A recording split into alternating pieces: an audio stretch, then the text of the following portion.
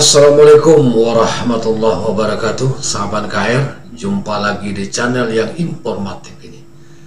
Video reaction kita kali ini masih tentang bahasa. Kita bersyukur sebagai warga negara Indonesia, kita dipersatukan dengan bahasa, yaitu bahasa Indonesia. Seluruh suku, seluruh bangsa di negara kita semuanya berbahasa Indonesia. Siapapun mereka, apakah dia Melayu, apakah dia Jawa, apakah dia Sunda, apakah dia Batak, ya, apakah dia Cina, ya, apakah dia India, apakah dia Arab, semuanya berbahasa Indonesia. Kita bersyukur sampai hari ini bahasa Indonesia masih sebagai bahasa pemersatu. Tetapi tentu ini keadaannya menjadi terbalik ketika bahasa Melayu sebagai bahasa ibu di Malaysia malah bagi bangsa Cina menganggap bahwa bahasa Melayu itu sesuatu yang tidak penting. Ini dibuktikan dengan orang-orang Cina yang tidak fasih dan tidak bisa berbahasa Melayu. Nah, kita akan melihat bagaimana perbandingan kira-kira antara orang Cina Malaysia yang susah berbahasa Melayu, Indonesia yang fasih berbahasa Indonesia, bahkan hafal dengan bahasa daerah Indonesia, yaitu bahasa Jawa. Langsung saja kita saksikan videonya berikut ini. Okey, budak, you orang Malaysia ke? Ya. Lain kali belajarlah bahasa Melayu. Okey, thank you abang. Okey. Kan kita so ngerti orang yang lebih tua pakai bahasa Mandarin ngomongin kita. Kalau nggak tak reti cakap bahasa Melayu, apa guna kau jadi rakyat Malaysia? Pernah kita ingat bahwa Malaysia sangat ambisi agar bahasa Melayu disahkan menjadi bahasa ASEAN. Itu didasari dari banyaknya jumlah penutur bahasa Melayu. Mereka juga memasukkan bahasa Indonesia sebagai bahasa Melayu. Tentu, itu ditolak oleh pemerintah dan rakyat Indonesia, serta memperingatkan Malaysia agar tidak sembarang klaim bahasa Indonesia, dan memperingatkan Malaysia untuk kembali melihat sejarah tentang proses bahasa Indonesia berdiri. Tapi secara mengejutkan, di balik ambisi Malaysia untuk menjadikan bahasa Melayu sebagai bahasa ASEAN, rupanya sebahagian besar rakyat Malaysia tidak bisa berbahasa Melayu, walaupun mereka sudah hidup puluhan tahun di Malaysia. Berikut videonya. Oh, gue tahu lah. Halo bang, halo. Pergi pavilion kan? Ya. Macam mana nak keluar? You pergi sana. Move forward. Depan. Depan. Okay. Depan betul ah. Betul. Sana. Kanan. Kanan. Kanan. Cakap kanan. Nah. Umur berapa? 60. 60? Kau tak faham umur ke? Umur age. Oh. Age 16. Oh, umur 16. Hari ini cuti apa? Hari ini bukan cuti sekolah pun. Banyak orang pergi sekolah. Kamu ni ponting ke? Ya. Tidak ngerti bahasa Melayu dia. Thank you abang. Okey. Budak, you orang Malaysia ke? Ya. Lain kali belajarlah bahasa Melayu. Okey, thank you abang. Okey. Thank you abang. 睡不着觉啦，够尴尬。 Kalau kau tak reti cakap bahasa Melayu, apa guna kau jadi rakyat Malaysia, Waknat? Okay, aku sengaja buat video ni sebab hari tu minggu lepas ada satu perempuan Cina ni, dia update dekat Facebook dia, kata dia tak boleh berurusan dekat immigration sebab dia tak boleh berbahasa Melayu. First, sebelum aku pergi jawab, aku dah cakap, mantap abang immigration, jangan bagi muka Waknat dengan orang tak reti cakap bahasa Melayu. Apa guna kau jadi rakyat Malaysia kalau kau tak reti cakap bahasa kebangsaan? Tu nombor satu. So dia post kat Facebook dia untuk viralkan abang immigration tu, malangnya dia yang kena attack balik. Aku ada ramai gila kawan Cina, ramai gila kawan India yang macam-macam bangsa, boleh je cakap Melayu. Apa punya benak aku pun tak tahulah kau ni. So lepas dia dah kena attack balik, benda tu pun dah viral, menteri pun keluar satu kenyataan. Menteri cakap dia pertahankan pegawai immigration tersebut sebab dia cakap kalau orang yang tak reti bahasa Melayu tak ada kompromi, Waknat. Benda ni Saifuddin Nasution, aku kena puji kau, tegas, jangan bagi muka langsung, Waknat, dekat orang macam ni. So semalam kot dekat Twitter adalah satu perempuan ni, aku pun tak sure dia ni siapa, dia update satu tweet, pasal dia macam nak menganjing Saifuddin je. Dia cakap kalau Saifuddin nak sangat orang bahasa Melayu, kena power sastra lah, kena habis baca hikayat ni lah, hikayat tu lah. So bagi aku dia ni menganjing lah, dia ni menganjing Saifuddin lah. Sebab faham kau nak backup immigration tu kononnya kan, tapi Saifuddin tak mengalah awak naik dia balon lagi.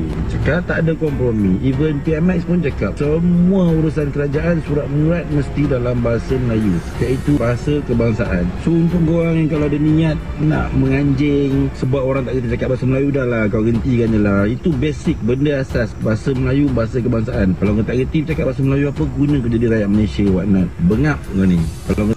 Ya, jadi wajar ya abang ini sedikit marah ya, dikarenakan bahasa Melayu di Malaysia itu merupakan bahasa kebangsaan. Jadi tentu sebagai warga negara wajib ya harus tahu bahasa Melayu.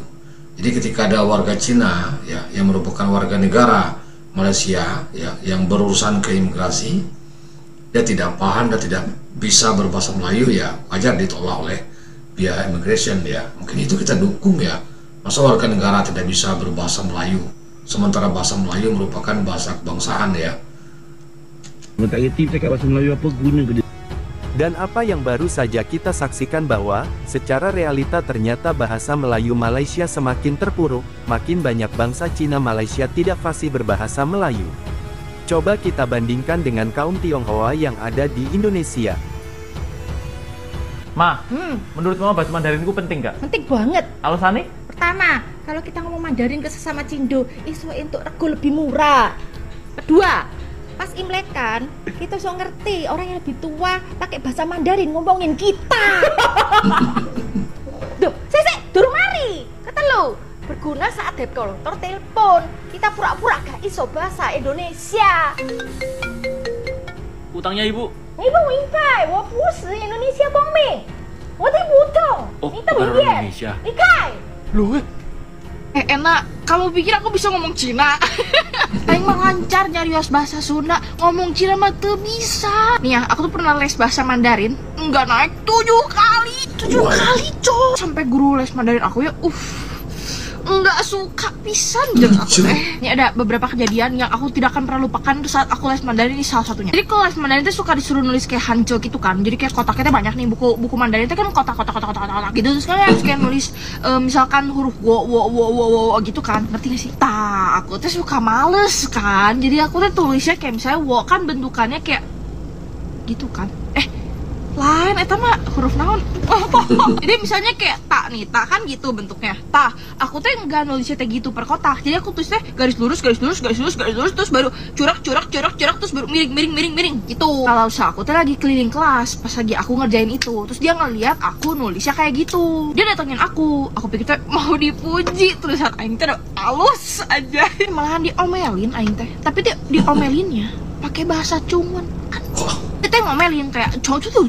Terus aku kayak apa? Aing teu ngerti kan. Jadi kayak ya udah aing hapus semuanya.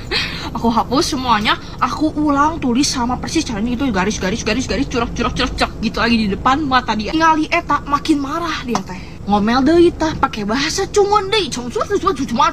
Aku teu ngerti beuh. Aku hapus, aku ulang sama persis lagi kayak gitu lagi di depan mata dia. Udah dia marah lagi pakai bahasa Cungan deui. Masalahnya kayak gitu malah nadanya makin lama makin tinggi, makin marah. Aku hapus, aku tulis sama lagi sampai terus keluar cerah. Ya aku keluar lah. Mau ngapain aku di dalam? Aku keluar, aku tinggalin tasnya, aku pulang. Sampai hari ini aing mah bisanya nyari bahasa Sunda, teu ngarti naon Mandarin mah aing mah cuma ngerti lancau. Sia-sia.